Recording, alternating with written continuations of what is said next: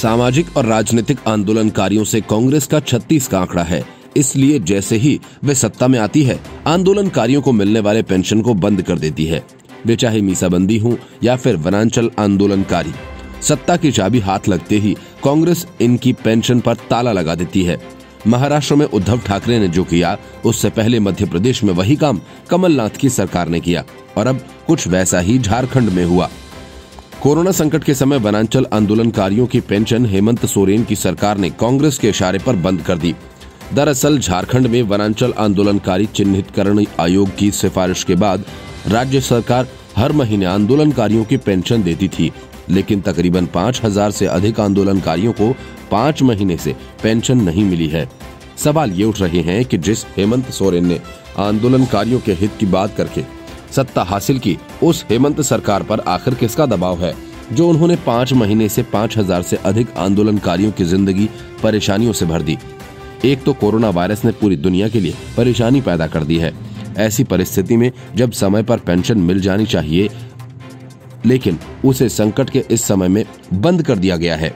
BJP ने इस मामले को लेकर कांग्रेस के इशारों पर चलने वाली हेमंत सोरेन की सरकार पर जोरदार प्रहार किया। बीजेपी प्रवक्ता कुणाल षडंगी ने कहा कि आंदोलनकारियों के लिए इस साल की दुर्गा पूजा और दिवाली फीकी रहेगी। इसकी वजह हेमंत सोरेन की सरकार है। राज्य सरकार की उदासीनता के कारण ही आंदोलनकारी पेंशन से पिछले 5 महीने से वंचित हैं। कोरोना काल में हेमंत सोरेन 60 लाख रुपए की नई कार खरीद सकते हैं, लेकिन जिसके आशीर्वाद से वे सीएम बने हैं, उन झारखंड वासियों को उनका हक नहीं दिला पा रहे हैं। झारखंड में आंदोलनकारियों के लिए वार्षिक 18 करोड़ रुपए का प्रावधान है, लेकिन आखिर ऐसी क्या वजह है कि हेमंत सोरेन की सरकार ने आंदोलनकारियों के हक को कुचल दिया है? क्या हेमंत सोरेन को कांग्रेस का आदेश मिला है कि आंदोलनकारियों को पेंशन नहीं दी जाएगी? खैर, अगर मिला भी है तो इसमें हैरान होने की जरूरत नहीं है। मध्य प्रदेश और महाराष्ट्र में बहुत बड़े उदाहरण हैं।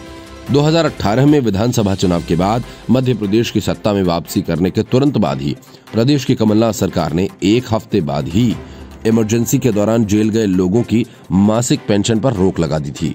इमरजेंसी के दौरान maintenance of internal security law यानी मीसा और डिफेंस ऑफ इंडिया रूल्स यानी DIR के बंदियों को मध्य प्रदेश सरकार लोकनायक जयप्रकाश नारायण सम्मान निधि नियम के तहत 25,000 रुपए प्रतिमाह की पेंशन देती थी, लेकिन सत्ता में आते ही कांग्रेस ने इस पर रोक लगा दी। महाराष्ट्र में भी कांग्रेस, एनसीपी और शिवसेना की सरकार है। यहाँ भी उद्धव सरकार ने सोनिया गांधी और शरद पवार के इशारे पर ऐसा ही तानाशाही फैसला लिया और आपातकाल के दौरान जेल जाने वाले मीसाबंदियों की पेंशन बंद कर दी। दरअसल उन आंदोलनकारियों को मीसा के तहत कैद किया गया था। ऐसे आंदोलनकारियों के लिए 3 जुलाई 2018 को महाराष्ट्र सरकार ने पेंशन देने का फैसला लिया था। इसके तहत जो इमरजेंसी के दौरान 1 माह से अधिक जेल में थे, उन्हें 10,000 रुपए प्रतिमाह पेंशन देने का प्रावधान किया गया। उनकी मृत्यु के बाद उनके जीवन साथी को 5,000 रुपए की पेंशन देने का ऐलान हुआ था। जनवरी 2018 से जनवरी 2020 तक पेंशन दी गई, लेकिन अचानक मीसाबंदियों की पेंशन बंद करने का ऐलान कर दिया। मामला फिलहाल बॉम्बे हाई कोर्ट में है। मतलब साफ है कि जिन राज्यों में कांग्रेस पार्टी मिलकर सरकार बनाती है, वहां आंदोलनकारियों की पेंशन पर सेंधमारी का प्लान तैयार हो जाता है।